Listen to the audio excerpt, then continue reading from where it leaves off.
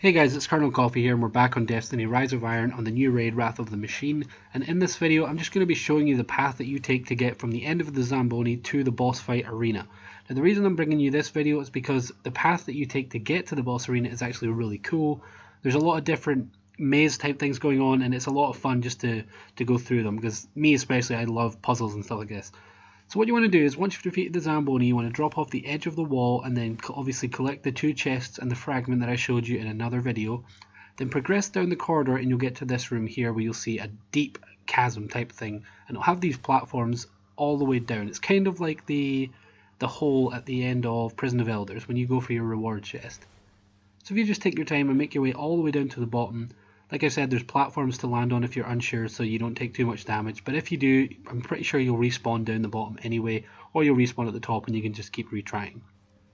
Now if you go a little bit further down the corridor, you'll come to the first of many weird rooms. Now this one's quite a small room. It's basically just a corner room to get to the maze, and I'll explain that in just a second. There's nothing in this room that we know of yet, but we'll keep you informed.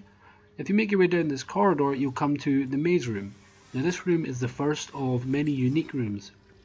The first of which is because as soon as you get into the room, some enemies are going to spawn. Some shanks, some exploder shanks, some dregs, and they're all splicer enemies. But one of them is called Randall the Vandal. He's a boss. Now sometimes he spawns, sometimes he doesn't. We're not 100% sure on how this happens, if it's just random, if there's something you have to activate first, but we will look into that more as well.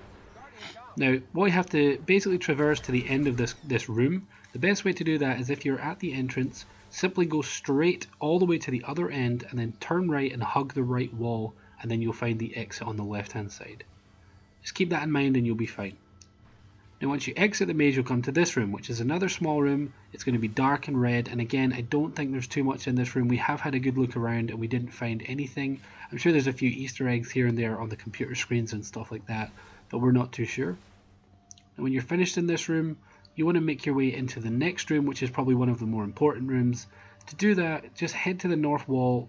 If you're coming into this room, hug the left wall and you'll see it just in the middle, and you'll see some stairs that you want to go up, just up there.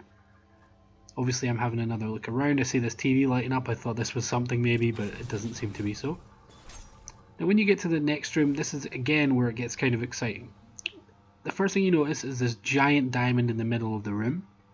And if you look down as well, you'll see all these cylinder platforms all around the place. Now this is unique for a few reasons. The first of which is, this area is huge and we couldn't find anything in here at all. Now the 5 monitors that you have to find to get the last exotic chest, only one of them has not been found yet. But somebody on Reddit used a sniper, and you can look inside the edges of this diamond and he's seen what looked like a TV monitor with static. So that's what we're going to be looking towards next.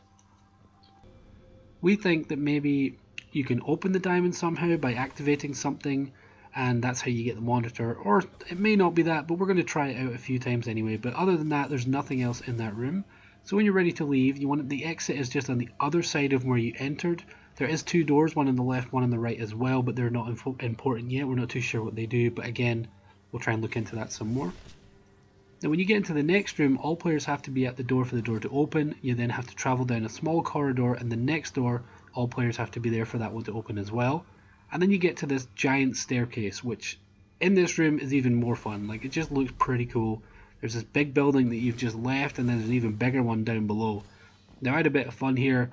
I basically knifed my way up to the top of the pyramid and then just slid down. I thought it'd be fun and I recorded it, so I hope you guys enjoyed that.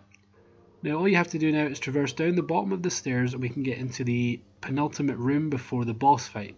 Now this room is also kind of peculiar because when you get in, it's very dark and you'll see a blue square light in the middle of the room. Now this is where we drop down to the boss fight. Now all around this area are panels that if you step on them they'll light up, so we think there might be something here, but again we'll look into that and we'll let you guys know. So to get to the boss fight, just drop down the hole and there you go. So guys, if you enjoyed this video, leave a like and I'll catch you in the next one.